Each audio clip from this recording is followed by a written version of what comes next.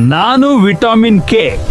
ನೀವು ತಿನ್ನೋ ಕ್ಯಾಲ್ಸಿಯಂಗೆ ದಾರಿ ತೋರಿಸೋ ಟ್ರಾಫಿಕ್ ಪೊಲೀಸ್ ಇದ್ದಂತೆ. ನಾನ್ ಇಲ್ದಿದ್ರೆ ಕ್ಯಾಲ್ಸಿಯಂ ಮೂಳೆ ಬಿಟ್ಟು ರಕ್ತನಾಳಕ್ ನುಗ್ಗಿ ಕಿಡ್ನಿ ಮತ್ತು ಹೃದಯಕ್ಕೆ ಕುತ್ತು ತರುತ್ತೆ. ನನ್ನ ಮುಖ್ಯ ಕೆಲಸ ಕ್ಲಾಟಿಂಗ್ ಫ್ಯಾಕ್ಟರ್ಸ್ ಅನ್ನ ಆಕ್ಟಿವೇಟ್ ಮಾಡೋದು. ಗಾಯವಾದಾಗ ರಕ್ತ ಗಟ್ಟಿಯಾಗಿ ಹರಿಯೋದನ್ನ ನಿಲ್ಲಿಸಲು ನಾನು ಅತ್ಯಗತ್ಯ. ನಾನು ಇಲ್ಲದಿದ್ರೆ ದೇಹದಲ್ಲಿರುವ ಕ್ಯಾಲ್ಸಿಯಂ ಮತ್ತು ವಿಟಮಿನ್ ಡಿ ಕೂಡ ಸರಿಯಾಗಿ ಕೆಲಸ ಮಾಡೋದಿಲ್ಲ. ಅದರಿಂದ ಎಲುಬುಗಳು ನಿಧಾನವಾಗಿ ದುರ್ಬಲವಾಗುತ್ತವೆ. ನಾನು ದೇಹದಲ್ಲಿ ಟ್ರಾಫಿಕ್ ಪೊಲೀಸ್ ಇದ್ದಂತೆ.